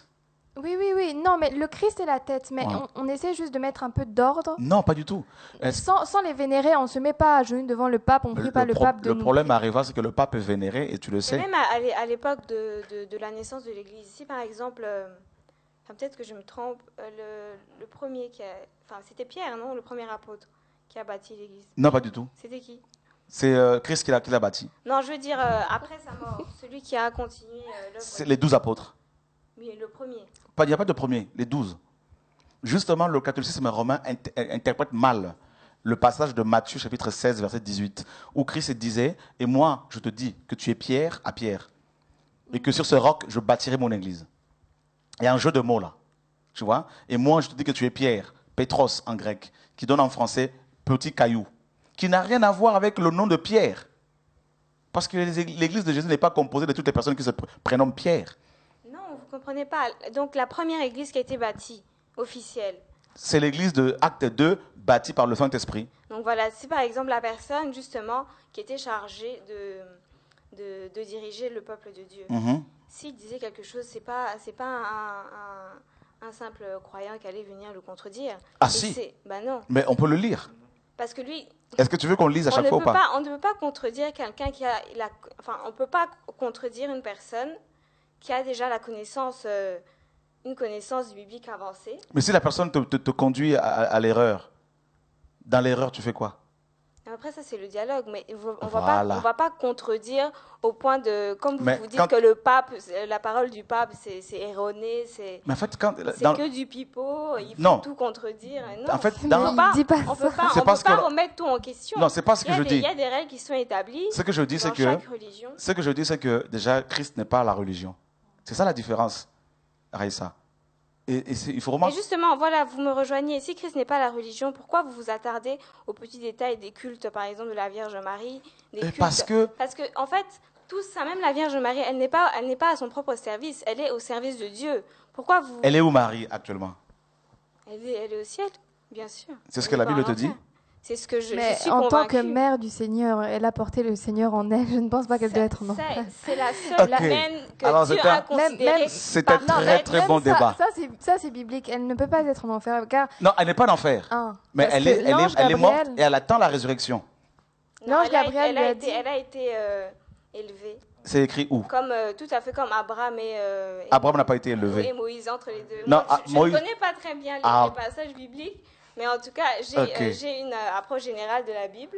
Donc, je ne parle pas avec précision, mais... Alors, moi, je te conseillerais d'avoir une approche beaucoup plus détaillée, Raïssa, parce que je sais, comme on a eu cet entretien cet après-midi, que Dieu va t'éclairer davantage. Ça, je suis convaincu de cela. Laisse-moi te dire ceci. Est-ce que tu sais qu'il n'y a aucun verset dans la Bible où l'on dit où c'est écrit que Marie est la mère de Dieu? Est-ce que tu sais qu'il n'y a aucun verset dans la Bible qui le dit? Mais alors qu'on raconte la naissance? Non, c'est même pas ça. Mais l'ange Gabriel, quand il était apparu à Marie, il lui a bien dit qu'elle a trouvé grâce parmi toutes les femmes. Bien sûr. Auprès de Dieu et qu'elle va porter un fils. Ah, le fils de qui? Le fils du Seigneur. Le fils de Dieu. Ok. Par l'action du Saint-Esprit et que elle l'appellera Jésus. Ok. Mais je te pose une question maintenant, Mariva. Sa mère. Je te pose une question, Mariva. Avant que Christ ne soit dans le ventre de Marie, il était où?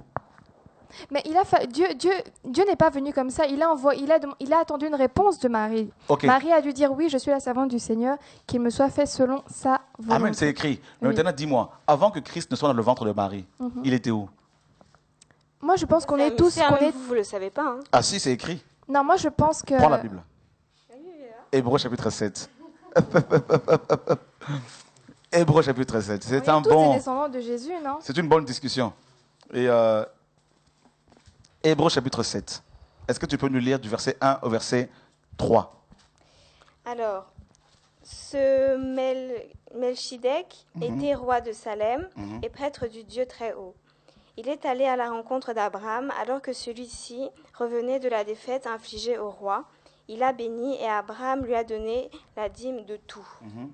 D'après la signification de son nom, Melchisédek est d'abord le roi de justice, ensuite il est le roi de Salem, c'est-à-dire le roi de paix. On ne lui connaît ni père, ni mère, ni généalogie, ni commencement de jour, ni fin de vie. Tu te rends compte? Mais rendu semblable au Fils de Dieu. Tu te rends compte? Et reste prêtre pour toujours. Tu te rends compte ici? On nous dit que ce Melchisédek est rendu semblable au Fils de Dieu. Et Jésus-Christ, en tant que Dieu, on nous dit ici, il est sans père, sans mère. C'est Dieu n'a pas de père, Dieu n'a pas de mère. Raïssa. Donc, si Marie est la mère de Dieu, ça pose un problème. Ça veut dire qu'une mère existe, les mères existent avant leurs enfants. Non, en tant que Seigneur et Dieu, en tant que Dieu créateur de l'univers, il n'a pas de mère. Ok. Mais en tant que Dieu fait homme, voilà, on en arrive. Il a une mère. Tu as très bien répondu. Et je pense que... En tant que Dieu fait homme, donc en tant qu'homme, Jésus-Christ a eu une mère. Il y a le mérite louange. D'accord. Non, pas du tout. Attention, en tant que mère, en tant qu'homme, Jésus-Christ a eu une mère et un père adoptif. D'accord? Maintenant, Marie, est-ce que tu sais que Marie elle-même se considérait comme une pécheresse? Et justement parce que c'est par humilité qu'elle le disait. Elle se considérait. Mais on dit qu'elle est immaculée conception. C'est écrit où? Mais non, mais ça c'est par des apparitions même. Comment? Elle se dévoile en tant que ça. Non, c'est pas du tout. C'est écrit nulle part dans la Bible. Non, mais même Jésus le disait que on va être éclairé plus tard par le Saint-Esprit, non? Bien sûr, donc, bien sûr. Jusqu'à aujourd'hui, je pense que le Saint-Esprit continue à agir dans nos vies. Oui, mais pas dans le sens où... Non, mais elle est apparue à Lourdes. Je vais pas te couper, excuse-moi. Hein. Ok. Mais elle était apparue à Lourdes et elle disait de se présenter comme étant l'Immaculée Conception. Et les messages qu'elle transmet, ce ne sont pas des messages allant à l'encontre de ce que... Raïssa, on va faire ceci. On va faire ceci. Elle est et reste la servante du Seigneur malgré... On va lire toujours la parole. Et Mariva, je sais que tu aimes aussi le Seigneur, que tu veux être enseigné. Il faut tout faire. Il faut tout. En fait, nous devons baser nos convictions, nos expériences sur la parole de Dieu. Maintenant, on va prendre un passage dans Galates chapitre 1. D'accord? Vous voyez, depuis tout à l'heure, je vous ramène toujours la parole. Hein? Je ne vous parle pas en dehors de la parole. Voilà, Raïssa. Toujours, je vous dis, voilà ce que la Bible dit. Et tu vois que depuis tout à l'heure, vous parlez, mais toujours par rapport aux expériences. Voilà, Marie a dit ceci, Marie a dit cela, mais ce n'est pas écrit. Le problème, quand nous serons jugés à la fin du temps, Dieu nous jugera par rapport à la parole. Il nous dira, qu'est-ce que ma parole vous a dit? Mais si par exemple, la croyance en la Vierge Marie me pousse encore à aimer encore plus Jésus, en quoi vous me reprochez? Justement, notre croyance doit être basée sur la parole écrite. Et c'est ce que nous sommes en train de lire. Il y a une parole, je crois que c'est, je ne sais pas si c'est dans Jean, je ne sais pas, où Jésus, avant de mourir sur la croix, il a présenté à Jean, il lui a dit, voici ta mère, femme, voici ton fils. Bien sûr. Enfin, nous, on s'est considérés comme des gens, comme des amis de Dieu à qui il a confié avant de mourir. C'est un peu comme le seul, comment on appelle, quand on meurt, la chose qu'il nous a donnée avant, l'héritage, voilà. Okay. Avant de s'en aller, il nous l'a donné comme étant notre mère. Non, en fait, ça aussi, c'est une mauvaise interprétation. Et tout simplement parce que Marie se retrouvait seule, n'est-ce pas? Et le Seigneur a voulu certainement qu'elle soit à côté de Jean. Et on la voit effectivement après la résurrection du Seigneur avec Jean et Pierre et Jacques dans Acte 2.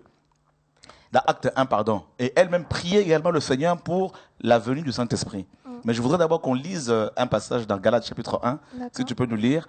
Galates 1, 7 à 9. À 9 Donc, non pas qu'ils aient un autre évangile, mais il y a des gens qui vous troublent et qui veulent altérer l'évangile du Christ. Mais si nous-mêmes, si un ange du ciel l'annonçait, un évangile s'écartant de celui que nous vous avons prêché, qu'il soit anathème. Tu vois ça? Paul dit, si un ange, Raïssa, vous annoncez un autre évangile que celui que nous vous avons prêché, qu'il soit maudit. C'est fort, hein?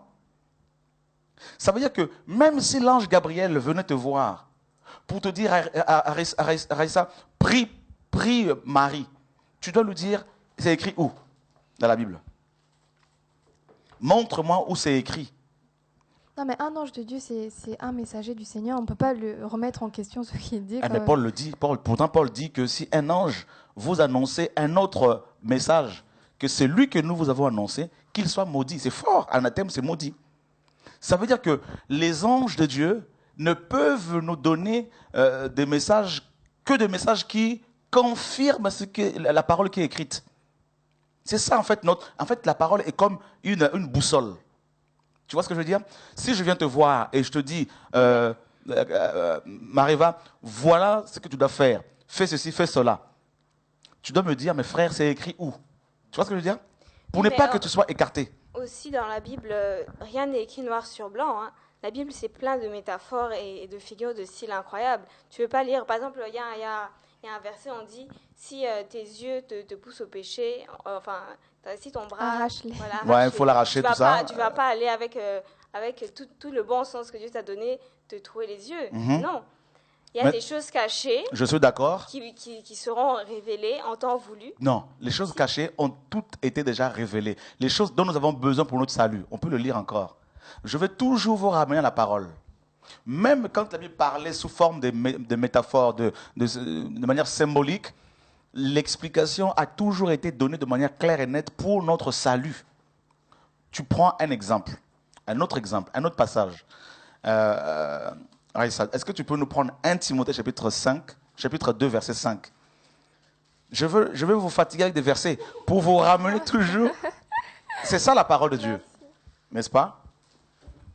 C'est ça la parole. On est en France, d'accord? Il y a des lois. Tu passes ton permis, un exemple. Hein, Mariva? Maintenant, si tu ne respectes pas le code de la route, qu'est-ce qui se passe? Suspension de permis, amende. Voilà, on te sanctionne. Donc, Dieu, c'est pareil.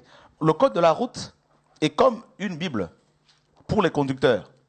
Pour savoir comment conduire correctement, il faut, une personne qui veut conduire correctement en France, éviter les ennuis, il faut qu'elle connaisse le code de la route. Non mais frère, moi il y a un truc, je sais pas, nous, les catholiques en général, je ne sais pas comment les autres catholiques prient, je ne sais pas, mais moi en tout cas, d'après ce que ma mère m'a appris, d'après ce que... On a reçu comme éducation, c'est pas qu'on prie Marie comme étant une déesse. Tu vois, même quand on dit « Je vous salue Marie, pleine de grâce », on répète juste ce que l'ange avait dit, juste pour... D'accord. Mais le problème, c'est que... Notre vie chrétienne, qu'elle soit là, qu'elle soit comme une mère pour nous. Vous voyez, comme la mère guide son enfant, qu'elle soit là pour nous. Ok, mais le problème aussi, c'est que vous avez reçu une éducation, donc l'éducation catholique, d'accord? Et ok, je n'en disconviens pas. Mais le problème, c'est que votre éducation catholique, notamment, doit être en accord avec les Saintes Écritures. C'est ça le problème. On n'est pas chrétien parce qu'on a reçu une éducation protestante, catholique, évangélique. On est chrétien parce qu'on a reçu Jésus et qu'on accepte de marcher selon la parole écrite. C'est ça être chrétien. Être chrétien, ce n'est pas parce qu'on a reçu une éducation de la part de nos parents. Moi, je fus catholique, allant à l'église Saint-Martin. Mais quand Dieu m'a ouvert les yeux et que je me suis rendu compte que ce que l'on faisait là-dedans, la plupart des pratiques n'avaient rien à voir avec la parole de Dieu, et j'ai vérifié. Et je me suis aperçu que c'était faux. Et j'ai dû me repentir. Et comme beaucoup de prêtres catholiques le font, ils se rendent compte, de plus en plus, il y en a qui se rendent compte qu'effectivement, le fonctionnement catholique contredit la parole de Dieu. Tu prends 1 Timothée chapitre 2, verset 5, qu'est-ce que la parole nous dit? Car il y a un seul Dieu et aussi un seul médiateur entre Dieu et les hommes, Jésus-Christ homme. Car il y a un seul Dieu et aussi un seul, Raïssa, médiateur entre Dieu et toi, un seul. Et on nous le présente, c'est Jésus-Christ homme. Or, le catholicisme romain vient et te dit qu'il faut la médiation de plusieurs personnes. Tu sais pourquoi cela? Non, je crois que je ne sais pas si moi je comprends mal ou que tu comprends mal. C'est pas une médiation, c'est juste d'accompagner les prières. Justement, c'est quoi la médiation? C'est passer par quelqu'un. Voilà. Donc, un médiateur accompagne les prières. C'est ça en fait. Il les apporte à votre place. Parce que nous aussi on prie, mais je pense que même quand vous demandez à votre père quelque chose, vous à votre mère à chaque fois, et que même si elle refuse, elle dit non, et que vous insistez, s'il vous plaît, je pense que que plusieurs personnes viennent parler à votre père. Ça ne marche pas comme ça avec Dieu. Dieu n'est pas dans les sentiments. Il n'est pas... Mais pourtant, il y a plein de passages où il est dans les sentiments. Pas du tout. Loin de là. Parce que regarde, je ne sais pas si c'était Moïse ou...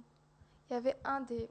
Je ne me rappelle plus très bien, qui disait, si tu trouves au moins une seule personne dans ce pays et que tu... C'est la prière d'Abraham. Oui, d'Abraham. Et que tu le juges bon, il a intercédé pour eux. Ok. Malgré que Ok. Il a intercédé. Abraham était vivant. Il n'était pas mort. Il a intercédé et Dieu est intervenu. Pourquoi? Parce qu'il y avait au moins quelques justes qui étaient là à Sodome, donc notamment Lot. Tu vois, non? Donc, dans la Bible, Raïssa, aucun saint n'a accompagné après sa mort la prière de quelqu'un.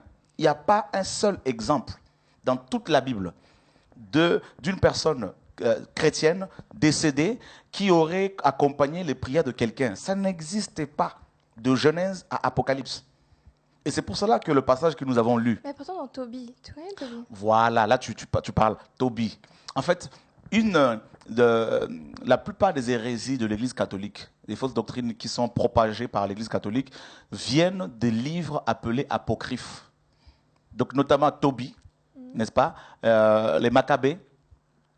Et Et ce sont des livres apocryphes, c'est-à-dire des livres cachés, des livres qui contredisent en fait le message des apôtres, le message que Christ est venu prêcher. Et c'est pour cela que ces livres ont été écartés de la Bible. Et le catholicisme romain, avec la Bible de Tob, la traduction écuménique de la Bible, ou la Bible de Jérusalem, a introduit ce livre-là. Donc il y a une contradiction. Parce que Dieu ne se contredit pas, Mariva. Comment Dieu peut-il dire dans Hébreux 9, Raïssa, 27, qu'il est réservé aux hommes de mourir une seule fois après qu'on vient le jugement? Et ce même Dieu va aller dire à Tobie qu'après la mort, même si quelqu'un meurt dans le péché, on peut prier pour son âme et Dieu peut la sauver. Il y a une contradiction. Et ensuite, qu'est-ce qu'on va aller dire aux musulmans? Qu'est-ce qu'on va aller dire aux hindous? Si l'on présente un Dieu qui a un problème de compréhension, un Dieu contradisant, il y a un problème. Donc c'est pour ça que ces livres ont été écartés. Tu vois. Et dans les Écritures, vous savez, lors des noces de Cana, Marie est intervenue auprès de Jésus-Christ parce qu'il n'y avait plus de vin. Et tu sais ce que le Seigneur lui a dit? Femme, qu'y a-t-il entre toi et moi? C'est fort.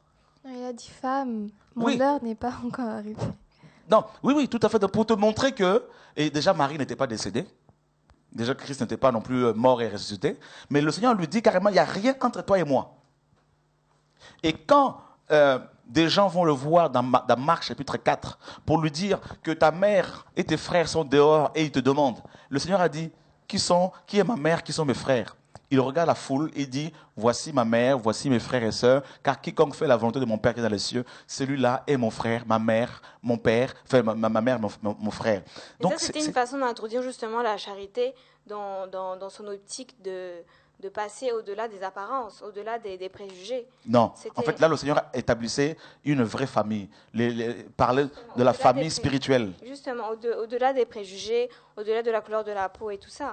C'était une façon de préparer les gens à la nouvelle religion, justement. Non, Christ n'est pas venu, je comprends ce que tu veux dire. À la vie de l'esprit. Voilà. Mais en fait, quand il disait que celui qui fait la volonté de mon Père, celui-là est mon frère, ma mère. Or, la volonté de Dieu, Raïssa, c'est quoi? La volonté de Dieu nous est révélée dans ce livre. Et moi, en tout cas, c'est pas pour faire langue de bois, mais en tout cas, je suis convaincue que depuis que je pratique le culte, depuis que je pratique le culte comme je le pratique, il m'est jamais arrivé de problème vraiment au point de dire... Mais tu sais que les bouddhistes te diront la même chose. C'est ça le problème. C'est-à-dire, les bouddhistes te diront la même, les musulmans... Oui, mais ils ne croient pas en Jésus-Christ. Non, mais le problème, c'est que les témoins de Jéhovah te diront la même chose. Mais eux, ils croient en Jésus. Mais non, mais ils déforment parce que j'étais témoin de Jéhovah aussi. Vous avez touché à tout, on dit. Bien sûr. Mais pour pouvoir défendre la parole de Dieu, comme je le disais, je suis passé par plusieurs chemins. C'est pour cela qu'au jour d'aujourd'hui, je peux, grâce au Seigneur, bien sûr, défendre un tout petit peu la parole de Dieu parce qu'il y a une expérience un tout petit peu derrière. Il y a l'esprit, mais il y a aussi l'expérience que Dieu m'a donnée. J'étais témoin de Jéhovah pendant des années avec Kotoya, mon frère, qui est resté témoin de Jéhovah pendant 30 ans, qui était pasteur là-bas. Donc, j'étais un peu aussi chez les branhamistes pour voir un peu comment ça se passe. Chez les musulmans aussi, il fut un temps, quand j'étais petit, j'allais un peu pour voir un peu comment ça se passait. Donc, j'ai fait un peu de recherche, un peu une étude générale des choses. Et je te dis qu'il y a des musulmans qui vont te dire, mais moi je prie Allah, je me sens bien, Allah me parle. Il y a des branhamistes qui vont te dire, moi c'est pareil, je prie Branham et il me parle. Il y a des gens qui vont te dire, moi je prie Simo Kimbangu. Ils sont convaincus. Ils vont te dire que Simo Kimbangu m'est apparu. Que la femme de Simo Kimbangu m'est apparue. Il y a des vidéos sur le net qui circulent, qui te disent, mais oui, elle nous est apparue, elle nous a parlé, elle nous a même guéri. Et c'est pour cela, Mariva, Raïssa, vous ne pouvez pas mettre les expériences au même pied d'égalité que la parole de Dieu. Ça veut dire que quelqu'un qui te dit, moi j'ai reçu une vision de Marie, quelqu'un qui te dit, moi j'ai reçu la vision de Bouddha, moi j'ai reçu la vision de Simo Kimbangu, ce prophète congolais, moi j'ai reçu la vision de Maman Mouilou, la femme de Simo Kimbangu, tout ça. Donc Dieu m'a parlé. Mais non, parce que ces expériences-là, Satan est maître en imitation, en déguisement. Il se déguise en ange de lumière, nous dit la parole. Tu vois? Mais ce que vous allez faire désormais, c'est de dire à chaque fois, oui, ce que vous dites là, c'est vrai, mais c'est écrit où? C'est ça, être chrétien. Ce que vous dites là, c'est vrai, ça paraît beau, que Marie est apparue là-bas, que machin, tout ça. Mais oui, mais c'est écrit où? Prouvez-le-moi dans la parole. Oui, Marie était une femme de Dieu, particulière. Une femme qui a reçu une grâce qu'aucune autre femme n'a reçue. Ça, c'est clair. Celle de donner naissance au Messie. Mais, cela ne fait pas d'elle, n'est-ce pas, quelqu'un de plus saint, une personne de plus sainte que vous et moi. Elle a eu une grâce tout simplement. Et Marie, elle a accompli son œuvre, comme Paul a accompli son œuvre, comme Pierre, Jacques et Jean. Et ces personnes qui ont servi le Seigneur avec beaucoup de force, avec intégrité, sont décédées. Elles attendent la résurrection des morts. N'allons pas leur donner des places que Dieu ne leur a pas données. N'allons pas leur attribuer des fonctions, des titres que Dieu ne leur a pas donnés. Et c'est ça l'erreur. Et je suis convaincu que ces personnes, Marie, tout ça notamment, si elle apprenait tout ce que les gens font, tout ce culte qui tourne autour d'elle, je suis convaincu qu'elle se retournerait dans sa tombe. Elle dirait aux gens, arrêtez de me parler parce que je suis décédé. Arrêtez de parler à tel saint. Je suis convaincu de cela parce que ça, ce n'est pas écrit dans la parole de Dieu. Et tu sais, la sincérité n'est pas synonyme de vérité. Il y a beaucoup de catholiques comme toi qui sont sincères dans leur démarche, dans leur marche chrétienne. Il y a beaucoup de musulmans qui sont sincères dans leur démarche. Il y a beaucoup de bouddhistes qui sont sincères dans ce qu'ils font. Tout comme quelqu'un qui prend un avion pour Paris, qui prend un avion à Paris pour New York, croyant aller à New York, mais pourtant l'avion part à l'île de la Réunion. Cette personne qui est dans cet avion, qui se croit aller, n'est-ce pas, à New York, est sincère dans sa démarche. Vous lui posez la question, vous allez où? Mais je suis dans l'avion, je pars à New York. Elle est sincère, cette personne. Pourtant, elle est dans, n'est-ce pas, l'erreur. Donc, ça veut dire que quelqu'un peut être sincère dans ce qu'il fait. Comme les parents qui vous ont, votre maman notamment, qui vous a parlé qui vous a donné cette éducation en tant que bonne mère, elle vous a transmis cet héritage. Donc, on peut faire des choses avec honnêteté, avec intégrité de cœur, mais alors qu'on est complètement dans l'erreur. Comme l'apôtre Paul, qui, n'est-ce pas, était zélé pour les traditions des hommes. Dans Galates chapitre 1, il le dit au verset 13, 14 à 15 là-bas, qu'il était plus zélé pour les traditions de ses pères que pour le Seigneur Jésus-Christ. Il croyait bien faire, persécutant même les chrétiens. Mais quand Dieu lui a ouvert les yeux, Paul a réalisé, Raïssa, qu'il était complètement égaré. Complètement égaré. Moi aussi, il fut un temps où j'étais zélé pour les traditions catholiques. Chaque dimanche, il fallait aller à l'église Saint-Martin, prenant l'hostie. Chaque dimanche, il fallait aller, tout ça là, on prenait cette cendre là qu'on mettait sur nous. Et on s'est rendu compte, en vertu de la parole de Dieu, que la Bible n'en parle même pas de toutes ces choses. Ça choque. Marie-Va, je suis d'accord. Ça nous trouble. Mais ne faites pas les choses parce que le frère Chora vous le demande. Faites les choses parce que c'est écrit. Parce que quand le Seigneur reviendra, il te dira, Marie-Va, tu étais intelligente, tu savais lire. Est-ce que tu as vérifié dans la Bible ce qu'on t'a enseigné?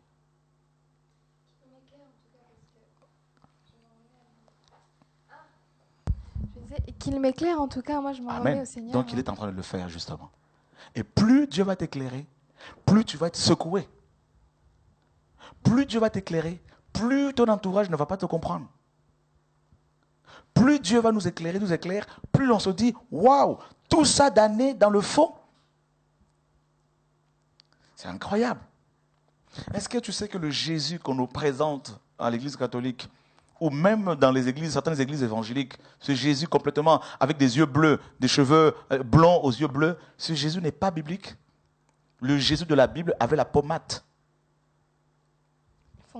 Foncé. Tu te rends compte?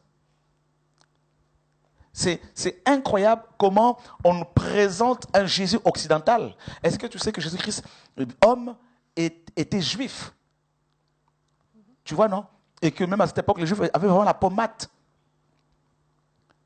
Mais on nous présente un Jésus complètement suédois. Ça, c'est juste une image. Hein. Il y a des Jésus noirs aussi. Non, quand on dit c'est juste une image, c'est justement ça. On parle de l'image de la bête. On en a parlé tout à l'heure. Il ne faut pas donner... Dieu dit dans la Bible qu'il ne faut pas faire des représentations de choses qui sont au ciel. Tu vois, non? Il ne faut pas, parce que c'est l'idolâtrie. Tu vois, avec Dieu... C'est soit, oui, on dit oui et amen à ce qu'il dit, Ou soit on dit, Dieu, ça paraît dur, je refuse. Et bien là, on aura des comptes à lui rendre un jour. C'est ça en fait le truc. C'est-à-dire on présente un Jésus occidental, un Jésus blond aux yeux bleus, un Jésus tellement... Donc du coup les autres, c'est pour ça qu'il y a autant de sectes aussi en Afrique qui se disent, ben non, mais vous nous pressez un Jésus blond aux yeux bleus, eh ben nous voulons aussi un Jésus noir, un Jésus africain. Et voilà pourquoi il y a Simo Kimbangu qui est transformé en Jésus, Sima Otoko en Angola transformé en Jésus. Et voilà, tu vas aux Antilles, ça va être la même chose. Donc chacun veut avoir son Jésus local, national. Voilà. Et c'est là le problème. Moi, je sais que Dieu, ça, va de plus en plus vous éclairer. Je suis convaincu. Dès l'instant où tu as mis tes pieds, ici, je sais que Dieu va de plus en plus vous éclairer en profondeur. Et ça va nous bousculer, mais c'est la parole. Et ça va nous faire du bien. Au nom de Yeshua. Amen. Vous connaîtrez la vérité, nous dit la parole, et la vérité vous affranchira. Alors soyez fortifiés, soyez encouragés. Et pour finir, notre combat, ce n'est pas contre les catholiques, contre les hommes, n'est-ce pas? C'est contre le système qui aveugle, n'est-ce pas, les hommes. Et que Dieu vous bénisse, frères et sœurs. Merci pour votre amour pour la vérité, votre patience. Et nous sommes mardi 22, n'est-ce pas, mai 2012. Et demain, nous avons un programme d'enseignement qui commence à Évry à partir de 18h30 et où nous allons parler, si le Seigneur le permet, notamment du nouvel ordre mondial, de la chute des démons, tout ça. Et on verra comment Dieu va nous conduire en tout cas.